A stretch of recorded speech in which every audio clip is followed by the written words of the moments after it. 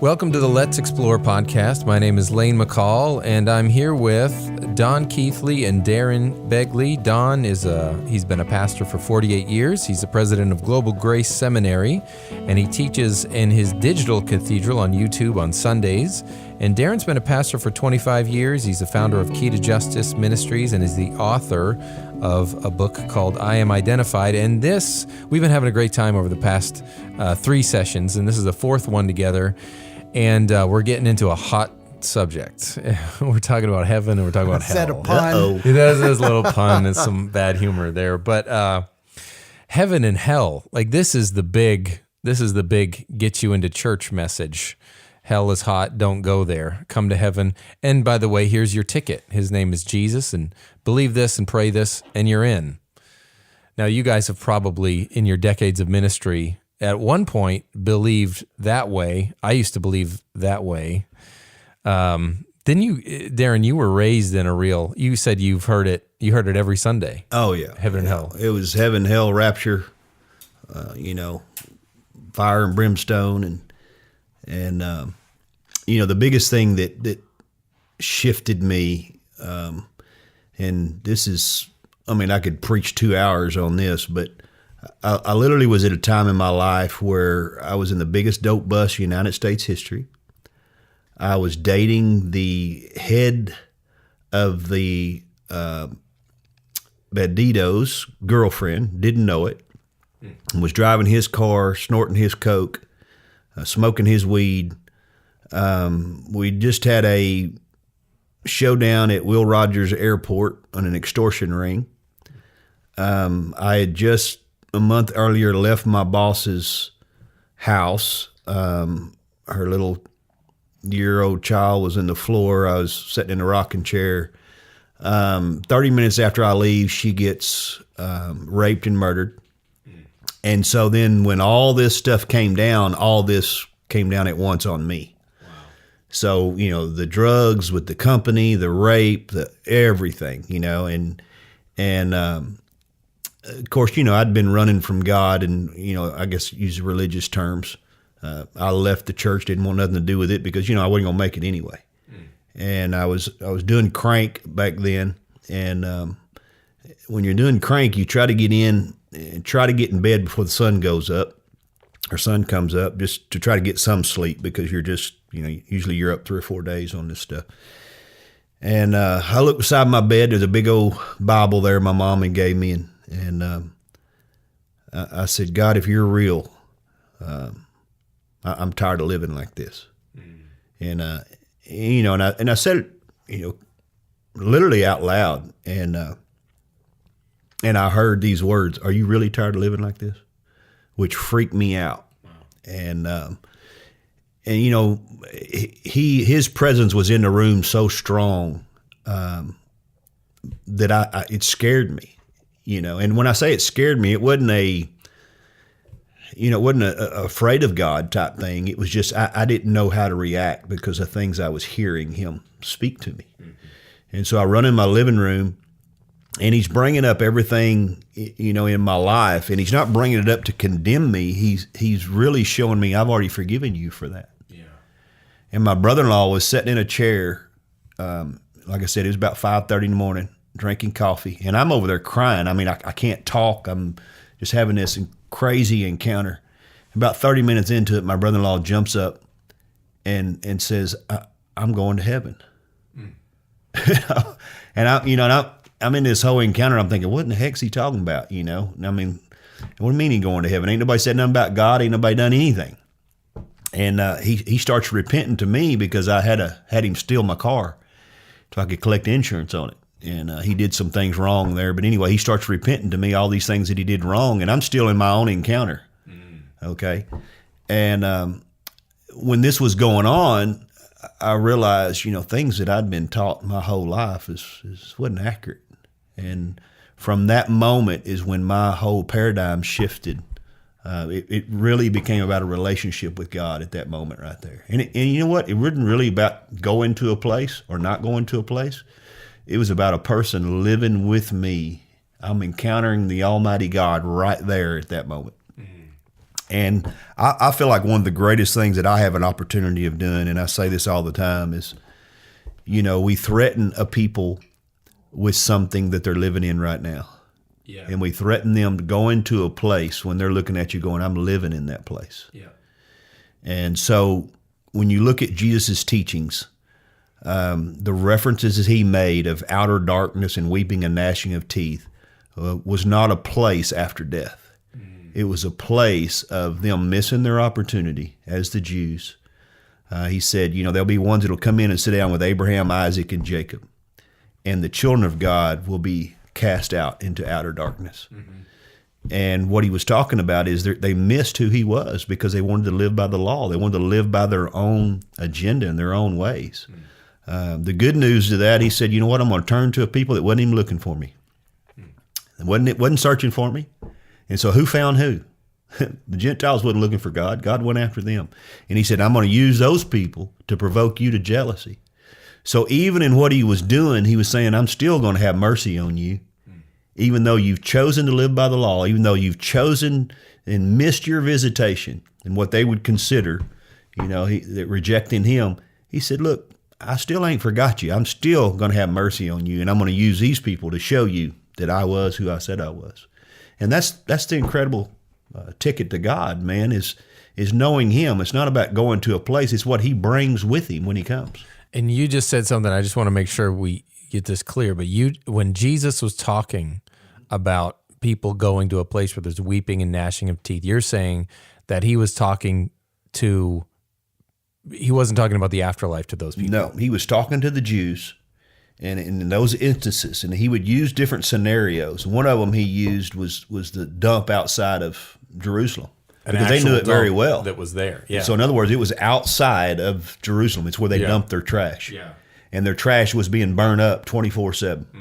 And what he was making reference to is look, your carnal thinking, that you trying to get to God without God.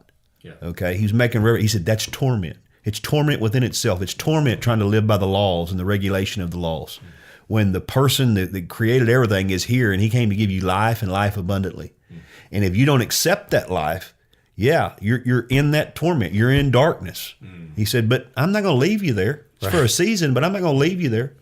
But he said, I'll make reference to that trash of what you believe, that law what you trying to live up to. He said, I'm going to burn that up. He said, and matter of fact, he said in one passage, he said, everyone, I salt them with fire. And that fire is his fire to purge them, to purge out the wrong thinking, to purge out the self-identification of, I'm going to be God without God. And so that's what he was talking about. He wasn't talking about a place, after you die that he's going to torment you forever and ever and ever and ever. But we use all of those and say, see, Jesus said it right there, you're going to hell. I watched a movie called 3:10 to Yuma. Pretty good Western. And he was talking with this guy, and the guy says, well, I'll see you in hell. And he had pointed a gun at him. He said, the moment you pull that trigger, you spring me from hell. And it shows you what he was. I mean, when I first watched that movie, it hit me. I thought, that's where most people are living right there. You're trying to threaten them with something that they're living in. Right.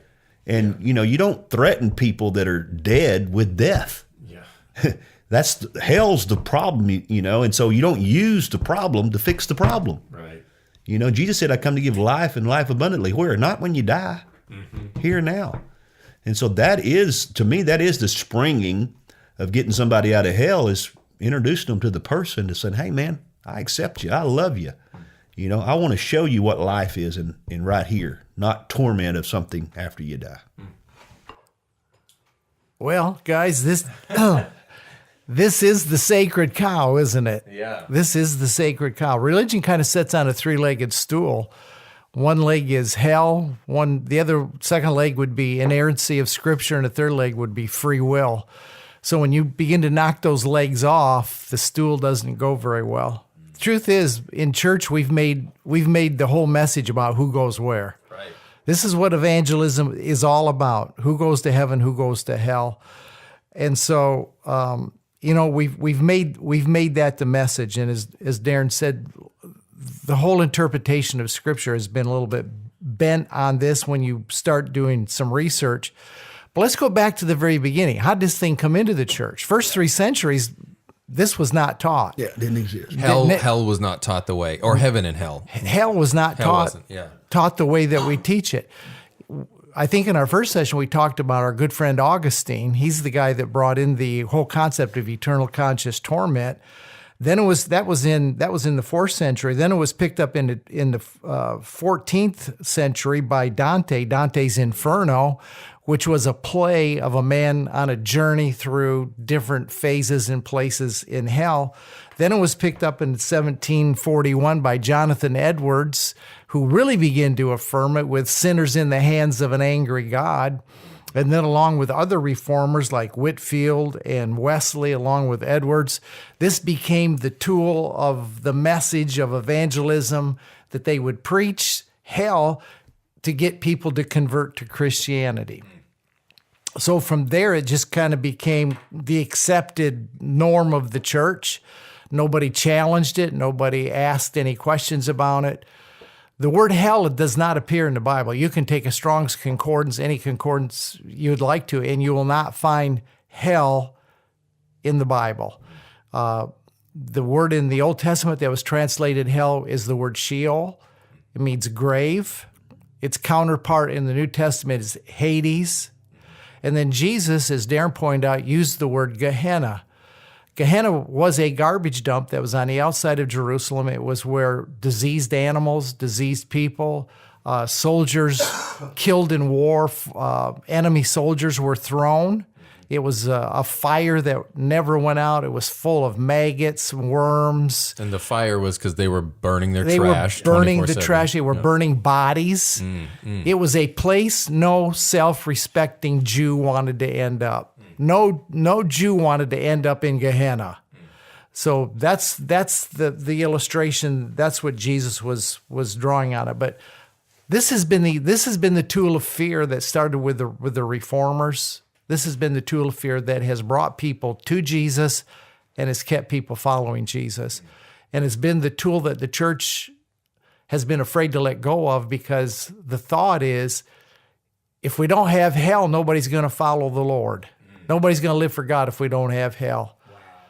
And I mean, just think about that. Yeah, wow. Right. And my experience is, the more you diminish hell, the love for God grows. Yeah.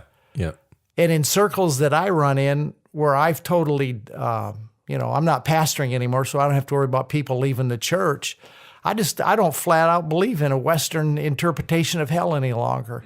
I used to, when I was pastoring, I had to kind of walk a tightrope. You didn't want to blatantly come out and say you don't believe in hell, because then, people that do believe in hell are going to be offended, and they're going to say, well, our pastor, and it creates great problems.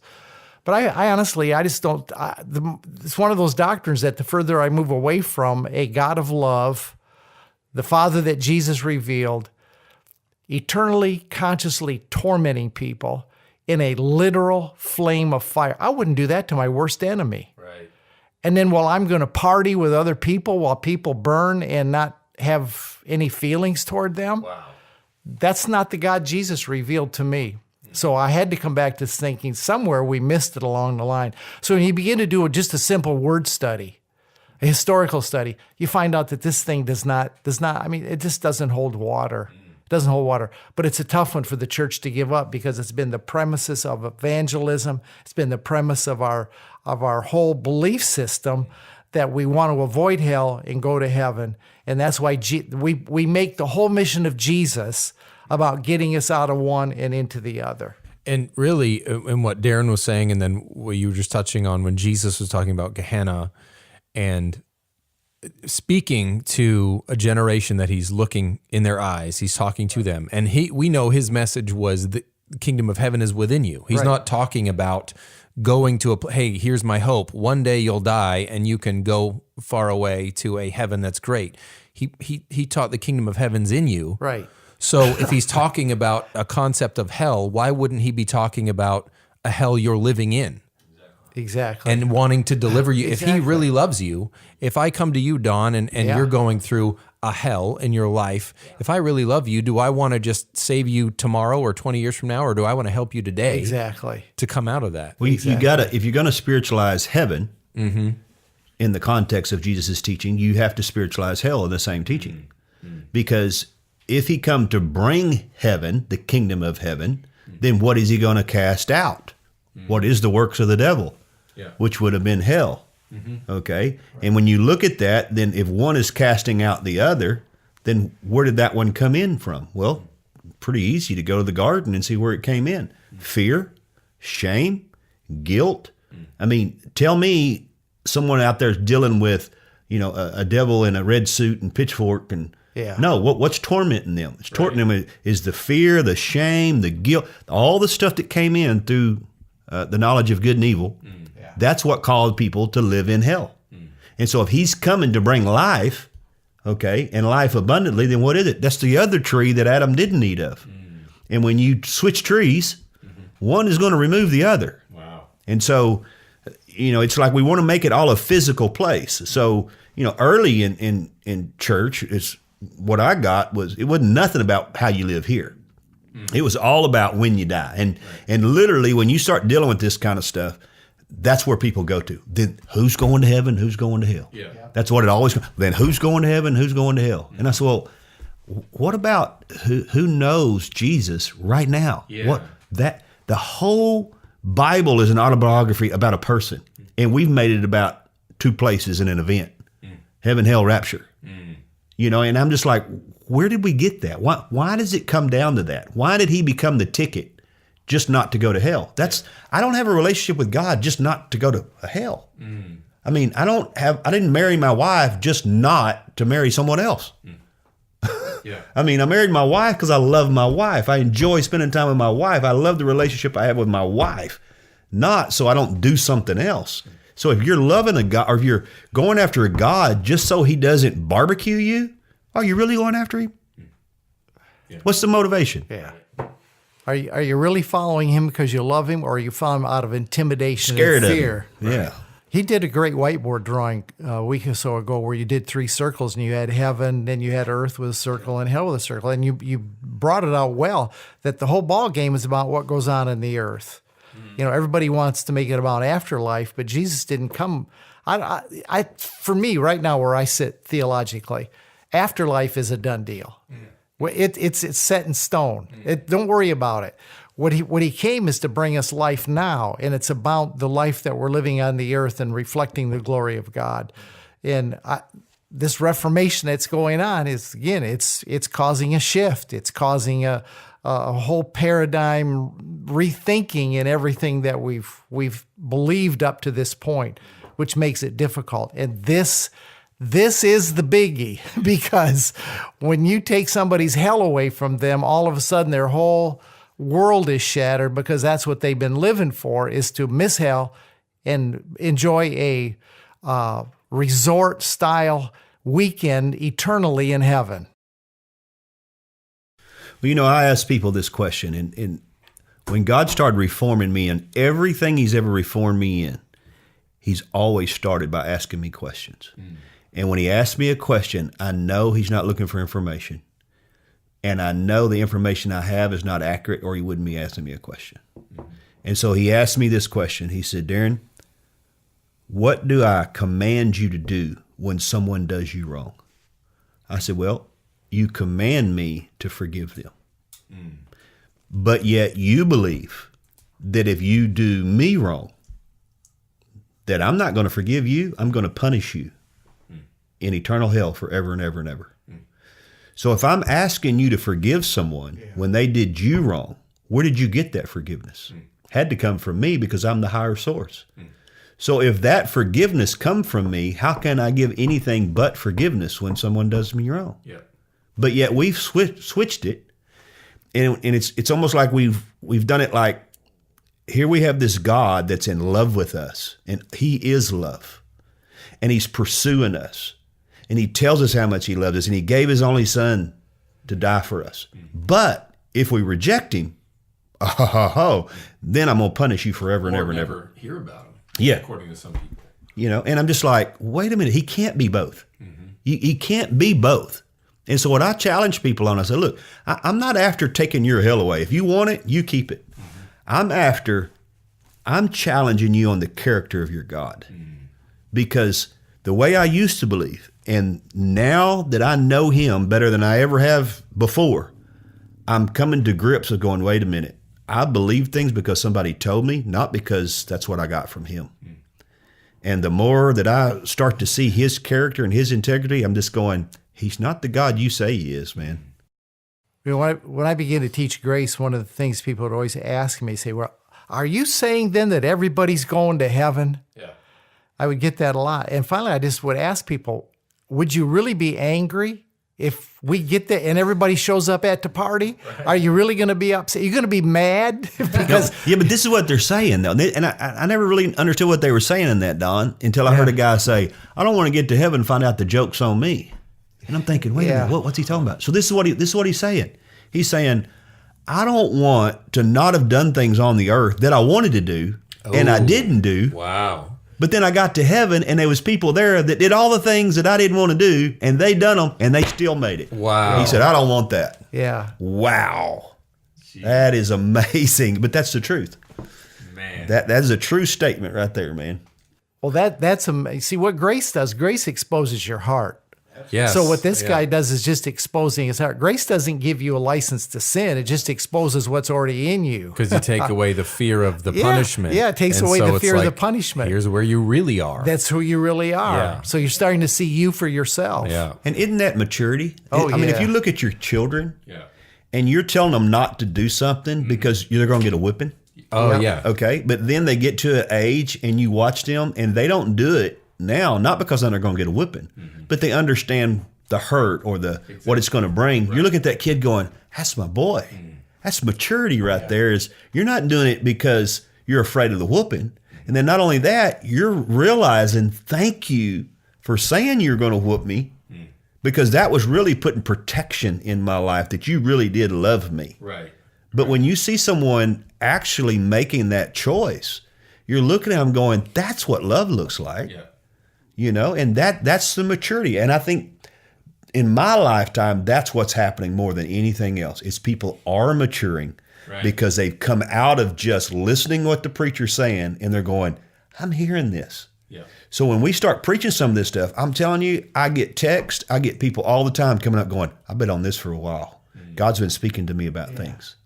So it's happening all over. It's not going to be able to be stopped. Yes. It's where we're going. Yeah, it is. It's what's happening, but because it's so contrary to what we've called Orthodox Christianity, that nobody really wants to admit until they get some affirmation. Right, they want someone big to get up and say it, and they don't want to be called the heretic. True. Yeah, that's what people are afraid of, that they're going to be separated off. People are afraid of being separated from other people. Right.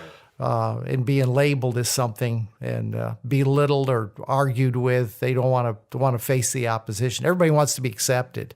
So God's raising people that don't get their identity from the acceptance of other people that are willing to forge forward with this. But the big one I get is, are you telling me that Stalin and Hitler are going to be in heaven? Is that what you're telling me? Because what they're really saying is they need to go to hell. Right. They've got it coming. That's what they deserve, which is saying to me that we're back to works-based, that your standing with God is based on what you do or what you don't do, what you believe, what you don't believe, how good you are or how bad you are. And we don't want to look at ourselves and know that if we broke one law, we've broke them all, that we're just as bad as Stalin and Hitler. If you're going to go that law route, you're going to have to keep all of them to merit it on your own. So that's, grace. People want to put a limit to grace. How good can grace really be? How good is God really? So when you start eliminating hell, you're really saying God is unconditional love with no conditions. And who can separate you from that love? Nothing can separate. That's it. Nothing. It's interesting how it's the ticket idea. Jesus is the ticket. Well, there's a song about that. Which one's that? Jesus is a ticket to heaven. What's the title of that song? I used to have two before ladies. My day. That's before my day. I used to have two ladies in church that sang that song. Yeah. Anyway, it's funny though how so here's this father that loves me, and I can't see him; he's not around. But 2,000 years ago, he sent this guy who's his son, I guess, named Jesus, to die for me and take my sins. But so he sends me someone 2,000 years later who I don't know. Someone knocks on my door and says, "Hey, there's this guy 2,000 years ago, Jesus, he died on a cross. If you believe this story I'm telling you right now, and then you say it out loud, guess what? You're in. It's very far removed from a reality. It's like some person I don't know tells me something I've never heard, and I have to believe it. If I don't, I'm condemned. If I do, I'm good. So what if I get someone tomorrow knocking on my door telling me about some green dinosaur that existed 8,000 years ago? I mean, what's the difference in that context? Or a Muslim that shows up and says you need to convert to pick the right one. Or what about the Dark Ages where there was so many people never even heard the name of Jesus? Where are they at? Exactly. Now what I try to point people to is I say, look, this is what I can tell you about my God. Everything about him is redemptive. And he said he's going to reconcile all things. Now, I don't know what that looks like after death. And here's the reality. Who does? He does. Now, you can have people say, well, I had this encounter and that encounter, but that's their encounter, okay? But the bottom line is, if he's a redemptive God, then I got to trust him that with Stalin and Hitler, that's his deal. He's redemptive. Yeah. Now, do I believe there would be probably some type of redemptive thing, with that? Absolutely. Matter of fact, I believe if you don't learn it here, you're going to learn it up there. Okay? I don't understand everything about that. All I can do is take it into my life here, and the hell that I went through in my life here was what I was choosing. But he never gave up. He constantly came after me. I created my own torment, and he was there to deliver me from it from the moment I was like, if you're real. Now, I knew he was real, but the thing is, what I was saying is, do you care? Do you really care about me? And when he started showing me he cared about me personally, well, what was keeping him from that in the first place? Wasn't him. I look back, and he ever since I was a little kid, I heard his voice. I knew things. It was what I was being taught that separated me from him. He never separated from me. And so when you're threatening me with a hell afterlife and I'm living in it, you know what? I'll put a whole lot of emphasis on what you're saying because I'm tormented now. And it feels like, how could it get worse? And what you just said is, I mean, probably most everyone I've ever talked to about God would say, yeah, he's redemptive. Like, he will redeem your life. You come to him and your life might have looked like this, a big mess, but when you come to God and you start letting him be God in your life, he will redeem your life. And the mistakes you made, he has a way of turning it around for good. I mean, most people believe that, but then it's like, once you stop breathing oxygen, we think that stops God's power to be himself, who is a redeeming God, which makes no sense. But it's not scriptural. Scripturally, it says, what can separate you from the love of God? Can life, can death, can principalities, can power? He's saying, there is no limit. Man has put limit and said, when you stop breathing, that's it. Right. God never said that. You will not find it in the Bible. Well, we think linearly, that there's always a beginning and an end, a start and a finish, but that's not really the way God thinks. God thinks circular. There is no beginning, there is no end. And like it says in Romans chapter 11, verse 36, it says, for of him and through him and to him are all things.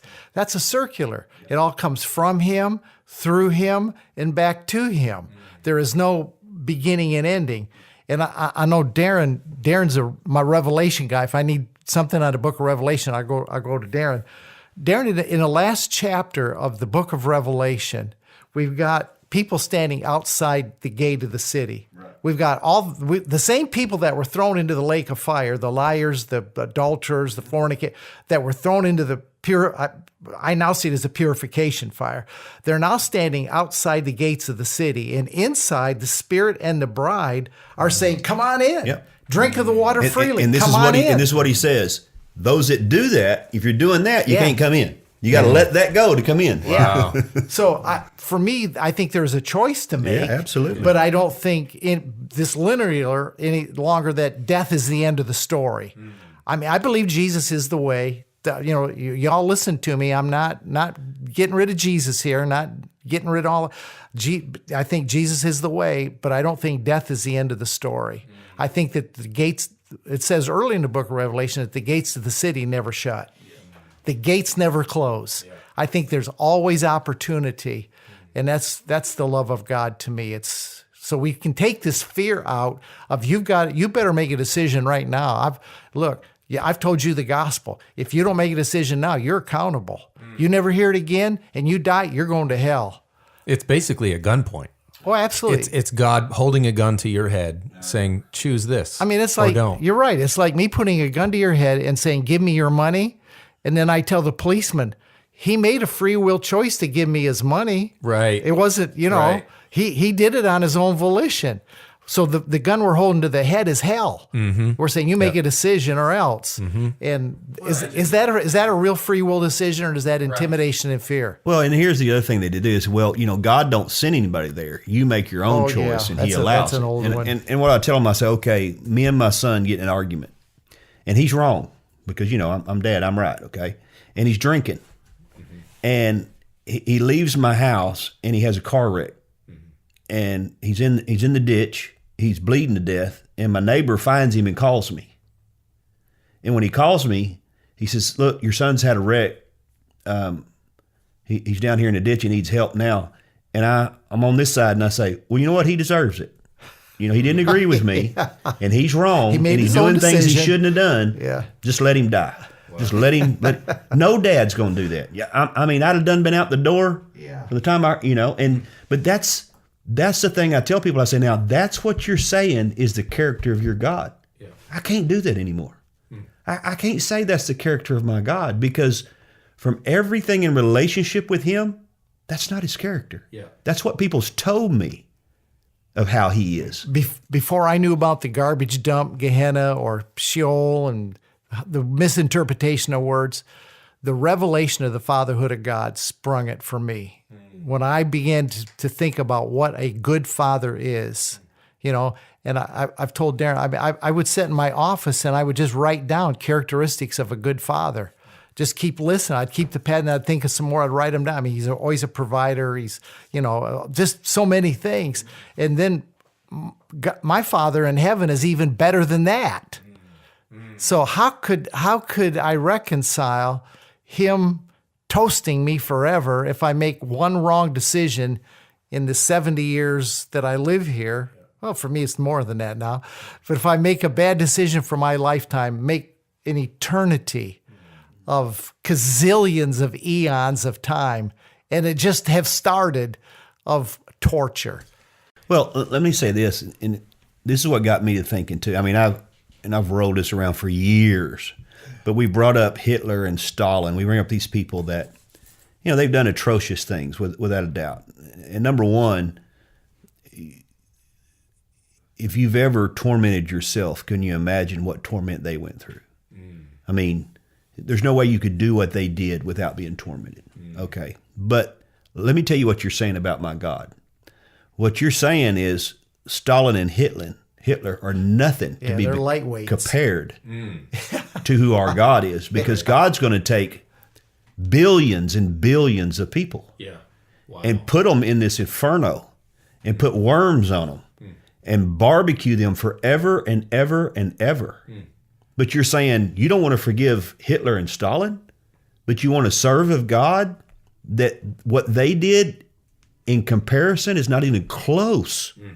At least what Stalin and Hitler did, there was death to it. This is no end. No end to this torment of billions and billions of people, of babies.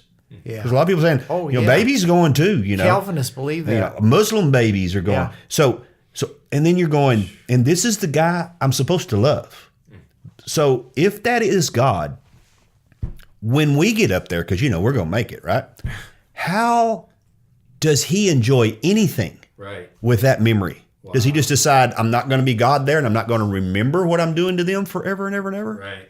I mean, somewhere we just got to take it back to what is the character of our God. Because, even David wrote, if I make my bed in Sheol, there you are. So if that's the God that's burning people, billions of people for eternity, He's there experiencing that, apparently. If He's omnipresent, there's no place that He can't be. Yeah. Right. And we talked about, the first 300 years, the Jews didn't believe in hell. They didn't believe in the hell that we teach. Not at all. Yeah. Not at all. You know, Still and that's why they, you know, part of what they're doing and how they're doing it. You're not going to threaten them and scare them with hell because they're like, no, we don't believe in that stuff. Yeah. You know. So let me tell you a little, and I know we've hit this already, and I just thought, well, you know what, I'm going to throw this out there. I had a spiritual encounter the other night, and in this encounter, I knew I was in another realm, and it shocked me because I had met different people, but I knew I was about to meet somebody I wasn't ready for, that I wouldn't have considered a hero in the faith, or somebody I would have, quote, wanted to meet. And I looked over, and it was Absalom. And he spoke to me. He said, "I'm going to show you something." And I thought, because, your mind of what Absalom did and who he was and his arrogance and, even how he died with his, hair stuck in a tree and, the whole thing, how he hated David, and David had a heart after God. And if you really study that, he was really offended because his brother raped his sister and David didn't. David wasn't a good father, and he didn't deal with it. And Absalom basically ticked him off. And then Absalom started listening to people. And because he loved his father, but he shifted. And he basically started saying, I'm better than David. I needed to run the kingdom, not my dad. And so anyway, in this process, he said, "I want to show you something." And he said, "But it's not what you think." Now, that was my encounter. And like I said, my belief system is going to come through my encounters, which in this scenario, it's hard for my belief system to come through it because I had the wrong belief system, if that makes sense. But I saw some things that definitely wasn't what I would consider the way it was going to happen. And this is how it felt, because feelings are so much in the midst of these encounters. But the feeling I had was almost like Absalom had been through this, and that he had been reconciled by going through this process and some things that I saw in this realm. And I'll just tell you this: it is definitely not what we've been taught. It is not that spiritual torment of fire 24/7 where worms are. Okay? So you're saying in your encounter it was like a hell. That's what he said. He said, "I'm going to show you hell." Yeah. And what he showed me was nothing like what we, Dante's Inferno and the burning, and then, because and it's what I always used to think. And if you look at Scripture, Jesus went to hell. We know that. People say hell, or people say, well, he went and preached to those in prison. And I used to have this mindset, well, if people are burning in prison or in hell with worms, I don't care what message that you preached. If it could get me out of here, I'm with you. Right. And I used to think, how does that work? How could he go in and deliver anybody? And people say, well, you don't know if he delivered them or not. I go, well, then why did he go in there? Yeah. If he couldn't be delivered, why go preach to somebody? Just for show or what? Just, why even put that in the Bible? Right. And so we know he went to paradise. Today, you'll be with me in paradise. And we know he went and preached to those that were in prison. So what's he preaching to them? Hey, guys, y'all missed it. You were wrong. You were born at the wrong time. Yeah. Yeah. And so I come now. Now I'm going to save people, but not y'all. Y'all just, sorry, you missed it. But I had to tell you who I was and what I did on the cross, even though it's not going to benefit you at all. There's no way he did that. Yeah. So somewhere I've got to go, wait a minute, what did he go there and do? And if he went there to do it, and he's going to be the redeemer of all mankind, and he died, and he says, if I be lifted up, I'll draw all men. That means anybody that's ever lived. So wait a minute, you got people in hell. How can he draw them? We got a problem now. Because if we believe he did what he said he did, then that means he's saying, I got the power to pull people out of hell. Yeah. And then if he went there and preached to them, then what did he go do? He went to get them out of it. So I'm telling you, these things are now, you're starting to see the character of your God going, wait a minute, nobody's taught on this stuff. We just believe what we were told, and what's caused us to challenge it is now we're experiencing a God that we go, there's no way. And it's like Pastor Don said, if we go back, they were too.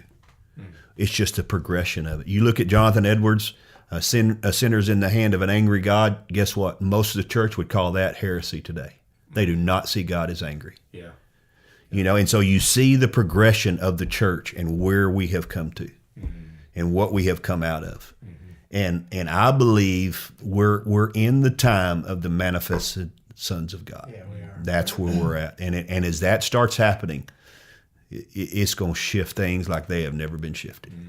It's even going to shift the natural world. I just think God's better. Think about it like this. There's 6 billion people that approximately live on the planet today. Out of the 6 billion, there's 2 billion that are Christians. Out of the 2 billion that are Christians, 1 billion are Roman Catholics, which evangelical Christians would say, well, they're not saved anyway. Right. So we've got 1 billion out of 6 billion that would be saved, which means that God has a batting average of 0.166. Right. A batting average of 0.166 will not keep you in the big leagues. No. I got to believe that God's batting average is better than 166, don't you? I mean, come on now. Well, not only that, let's go to the heart of it. Let's go to God's heart. Okay, so you're God. And at the heart of God, he's going to create these beings in his image and his likeness. Yeah. But 8 out of 10 of them, he's going to persecute and torture forever. And he's got to know that ahead of time. Exactly. Before he gets into the creation And business. so if 8 out of 10, and so we're saying 8 out of 10, so when you put it in the billions, you're going 80% of what you created them to punish them. Right. Forever and ever and ever. Right. Whoa, wait a minute. That's the heart of your God? I got to tell you, that's not my dad. Me as an individual, I would raise my hand and say, hey, don't create me no, if it Joe, means that 80% of us have to fry. Well, don't even give me the chance. If I would say that, am I better than God? The lady that drowned her 5 children several years ago here in Houston, she was a Christian lady, drowned her 5 kids, and the reason she did it was to make sure that they would go to heaven. Make it to heaven. Wow. So if you, in the long run of things, for eternity, that lady made a good choice, if you're going to believe that, because she saved those kids for eternity. Well, that's what we used to say. We say, look, if this is the thinking of our dad, then us preachers ought to carry a gun, and as soon as somebody accepts Jesus, shoot them. Shoot them, Kill them right there. Make sure they're going to make it to heaven. Why not just kill all of the newborns? Well, we can do that too. Why not? Why not mandate abortion? Why wouldn't that be the as sick as that sounds? If you have that theology, abortion is a good thing because that child is sealed let's forever. flip it. Why are we so against abortion if all those babies are going to make it to heaven? Right. If that's our case, that's oh a my lot goodness, better man. because that's eternity. No, absolutely. Yeah. Bring them here, and there's a good chance they ain't going to make it. You'd have Christian abortion clinics rather than Christian hospitals or whatever. Yeah, absolutely. So really, what we're saying is they really don't believe that. No, they really absolutely. believe life is something worth living, right? And there's a reason. You're and right. That is the heart of our God. Don, you said something a couple weeks ago. You wrote this thing on Facebook I saw where you said, if you believe, maybe you can say it better, but if you believe that you're gonna, that unless you know what I mean, unless someone prays the prayer, and you're not out there with your hair on fire like a madman. Oh yeah, evangelism. I said, if you really believe that people are going to hell that don't pray the prayer, you'd be out there running the streets like a man with his hair on fire. You wouldn't be working a job. You wouldn't be watching television. You wouldn't be doing anything if you actually believe that. You'd at least go after your family like that. At least your family. If nobody else, you would not be going on vacations and enjoying time if you believed any of your family at any moment is going to die and go into a place of eternity and be tortured forever and ever. Well, I mean, we're ashamed of, if we believe that theology, we're ashamed of it, which is evidenced by the fact nobody wants to witness about it.